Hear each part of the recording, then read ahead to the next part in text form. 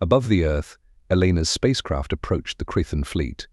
Krython ships immediately detected the intrusion and opened fire, but the craft's nimble design, combined with Elena's unmatched piloting skills, allowed her to evade their attacks. As she reached the fleet's core, she activated the EMP device. A blinding pulse of energy erupted, spreading across the Krython ships. Systems failed. Lights flickered out. Weapons went silent. The once dominant fleet was reduced to a collection of powerless husks, drifting aimlessly in orbit. The alien invasion began like a nightmare that unfolded before humanity's eyes, suddenly and without warning. The skies filled with strange silver ships that blocked out the sun, hovering ominously over major cities. Fear rippled through the crowds as humans scrambled to understand this unprecedented event.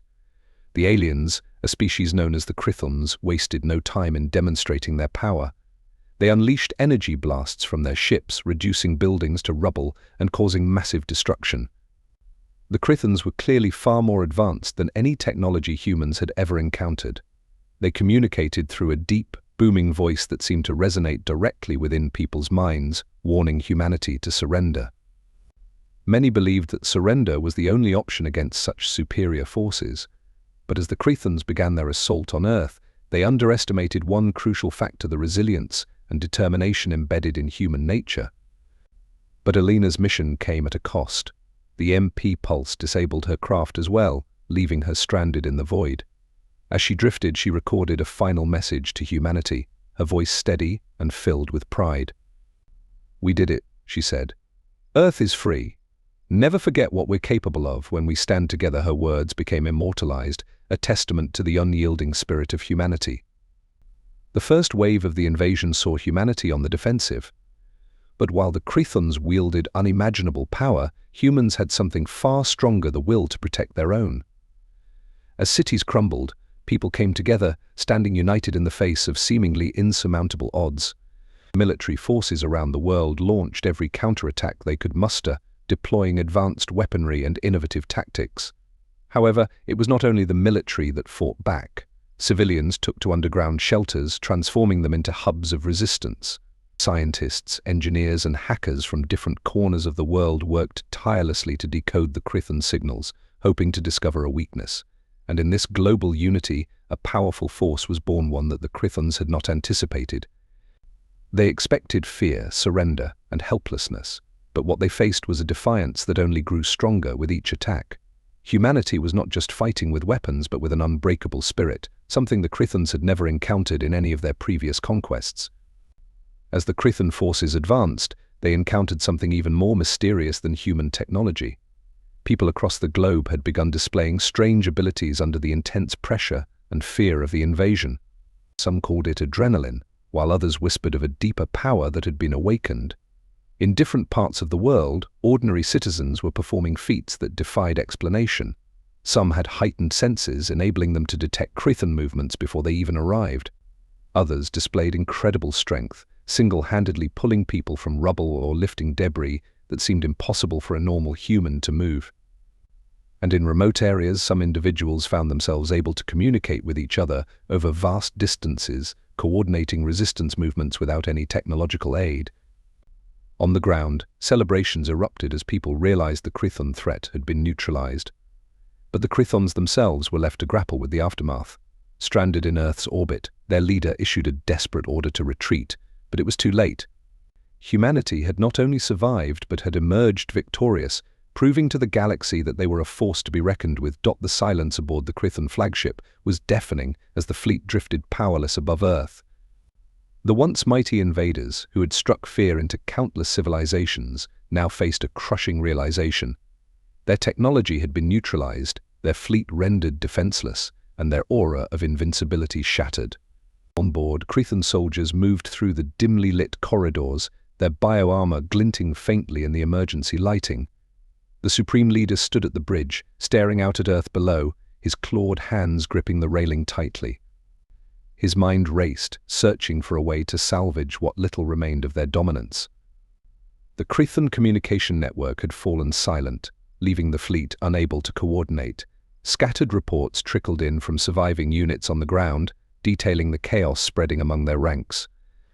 Entire battalions had been overrun by human forces, using a mix of salvaged alien weapons and old-fashioned guerrilla tactics. It was no longer just organized military resistance. Humanity had turned every street, forest, and mountain into a battlefield. Farmers, armed with modified tools, ambushed patrols, children operated drones to relay troop movements, and underground networks smuggled vital supplies to resistance fighters. Every human seemed to have a role in the war effort, and the Krythons, for all their advanced technology, couldn't keep up with this decentralized, relentless assault. The Krythons soon became aware that humans possessed a raw, untapped potential, something beyond their understanding, something that no other species they had encountered ever had. They had expected to subdue a primitive race but found themselves faced with an unpredictable power. In one instance, a group of Krython soldiers found themselves trapped in a ruined city, their equipment malfunctioning due to the MP. They attempted to regroup, but the humans didn't give them the chance. Using smoke bombs and ambush tactics, a small team of civilians outmaneuvered the alien warriors, capturing them alive. These captives were taken to underground bunkers, where human scientists began to study their physiology and psychology. The Krythons were shocked to discover that the humans treated them not with cruelty, but with a mix of curiosity and strategic intent. They were interrogated, not tortured, and every detail about their species and technology was meticulously documented. This power, however, was not some sudden supernatural occurrence. It was the result of thousands of years of human evolution, a resilience forged by millennia of survival, struggle, and innovation. The Krythons had no concept of such endurance, for they were a species born in an era of constant advancement, sheltered by their technology and isolated from any need to adapt. The longer they fought humanity, the more they realized that humans were evolving right in front of them, adapting to their methods, and becoming stronger with each confrontation. The Krythons began to lose their footing, finding themselves unable to anticipate the next human counter-strategy. For every city they attacked, humans launched an equally powerful, if not ingenious, counter-attack. Human resistance grew from coordinated strikes to organized ambushes, turning the invasion into a brutal, relentless struggle. The Krython leaders were baffled, finding it increasingly difficult to understand how these primitive beings were enduring and even turning the tide. As days turned into weeks, the Krython commanders began to feel something unusual: fear. They had wiped out entire civilizations across galaxies, never facing a real challenge until now. For the first time, they questioned their decision to invade Earth. Humans, they realized, had an unpredictable strength. The Krythons were logical, making every decision based on past experience and careful planning. But humanity's power came from something deeper. Humans fought not only to survive, but also to protect each other. People from all walks of life came together with one purpose: to defend their planet and their loved ones. This gave them a determination that couldn't be broken by advanced weapons or tactical strategies. Each time the Krythons thought they had won, a new wave of resistance rose up. It was as if every human was willing to stand against them, unafraid of the risks. Meanwhile, on the surface, humanity's ingenuity reached new heights. Engineers reverse-engineered more Krython devices, creating weapons and tools that outmatched even the aliens' original designs.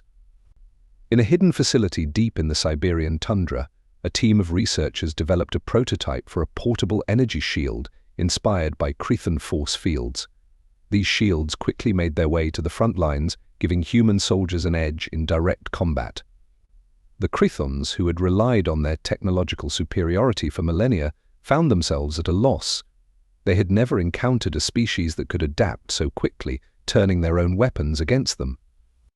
As the Krython fleet floated helplessly in orbit, Earth's scientists and military leaders debated their next move. Some advocated for an immediate counterattack, suggesting humanity could seize this moment to strike at the Krython homeworld. Others argued for caution, warning that provoking the Krythons further could lead to an even greater conflict. Amid this debate, a new idea began to take shape, one that was equal parts bold and terrifying. If humanity could disable the Krython fleet, what was stopping them from taking control of it? In their desperate attempts to regain control, the Krythons deployed their most advanced weaponry. But as the intensity of their attacks increased, so did the human spirit of resistance. Scientists and engineers began to understand Krython technology, discovering ways to disrupt their ship systems and counteract their energy-based weapons. hackers managed to infiltrate Krython communication networks, feeding them false information and creating chaos within their ranks. And while the Krythons were fixated on overwhelming humans with their might, they didn't realize that humans were quietly mastering their technology, adapting it to their advantage. It became clear to the Krython commanders that they were no longer fighting an inferior race. The humans were evolving, learning, and most alarmingly, finding ways to harness Krython technology to defend their planet. The invaders watched helplessly as humans began repurposing Krython tech, using it to power makeshift defense systems and even creating weapons of their own. The very technology the Krythons had thought would guarantee their victory was now fueling humanity's unyielding resistance. As the Krython fleet grew weaker, the realization of defeat loomed over them.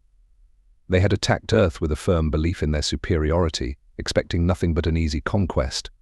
But they had underestimated the indomitable human will and the depth of human potential.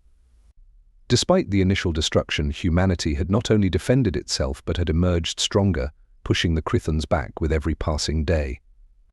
The Krythons had believed that no force in the universe could withstand their might, yet here they were, facing a foe they could not understand, a foe that seemed to grow stronger each time they tried to subdue it.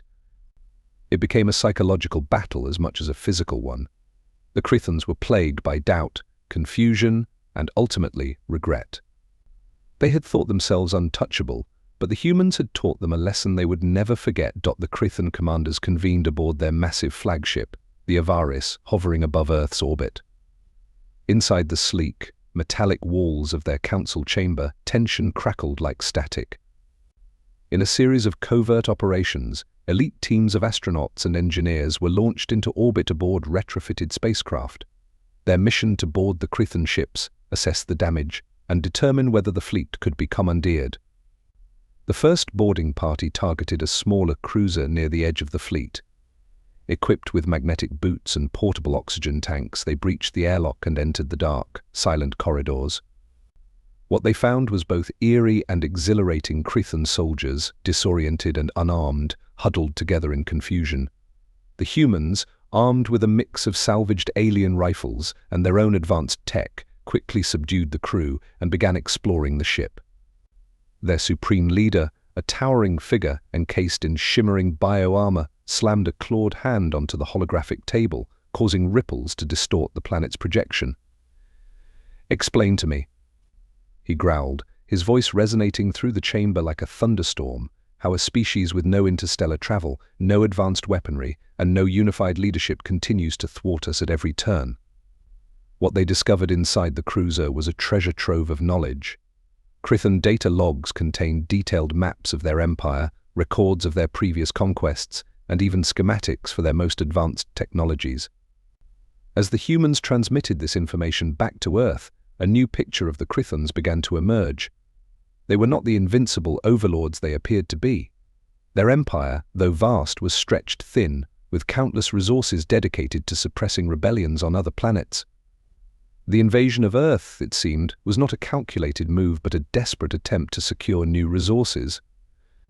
The Krython generals exchanged nervous glances, their pale, translucent skin glistening under the harsh blue lights. They had no answers. Every calculated move, every devastating strike had been met with an unrelenting response. One of the generals, an analytical mind known as VRAC, hesitated before speaking. "Leader, the humans are unlike any species we've encountered. Their ingenuity defies logic.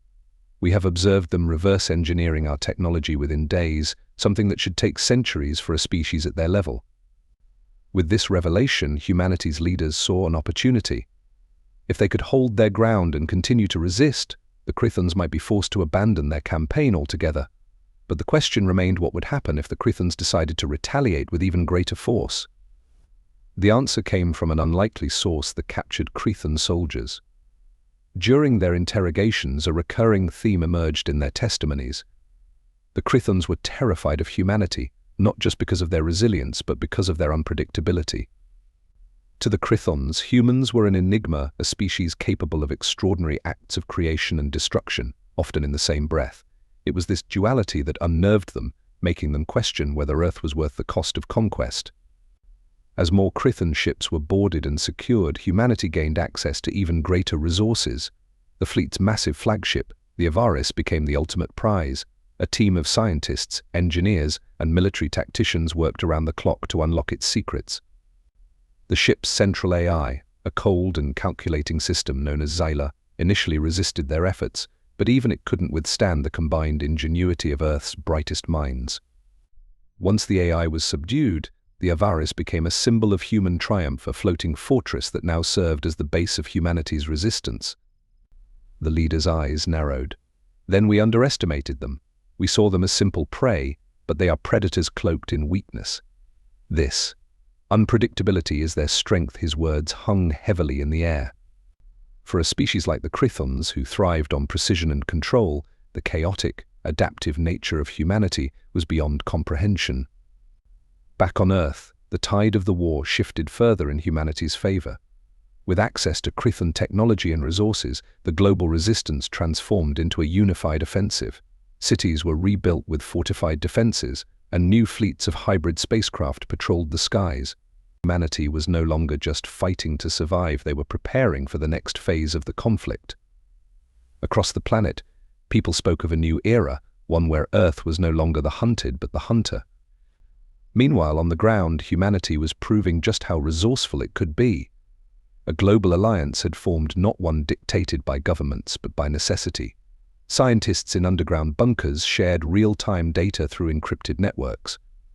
Hackers broke into Krython systems, disrupting their communication grids and sowing discord among their ranks. Soldiers fought not just with weapons but with tactics so unconventional that they bordered on reckless genius.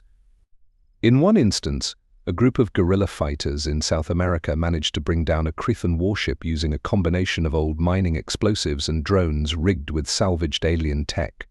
The footage of the ship's fiery descent became a symbol of hope for millions. The Krython leader, still aboard the disabled flagship, watched in silent despair as his once mighty fleet was overtaken. He knew retreat was no longer an option. The Krythons had underestimated humanity, and now they were paying the price. But even as defeat loomed, he refused to surrender. Instead, he began planning one final act of defiance, a desperate gamble to turn the tide in their favor. Little did he know, humanity was already 3 steps ahead, their minds racing with ideas, their hands crafting tools of both defense and exploration. What truly baffled the Krythons was humanity's emotional resilience. For every city they decimated, the humans seemed to grow more determined. Acts of heroism and self-sacrifice spread like wildfire, inspiring others to rise up.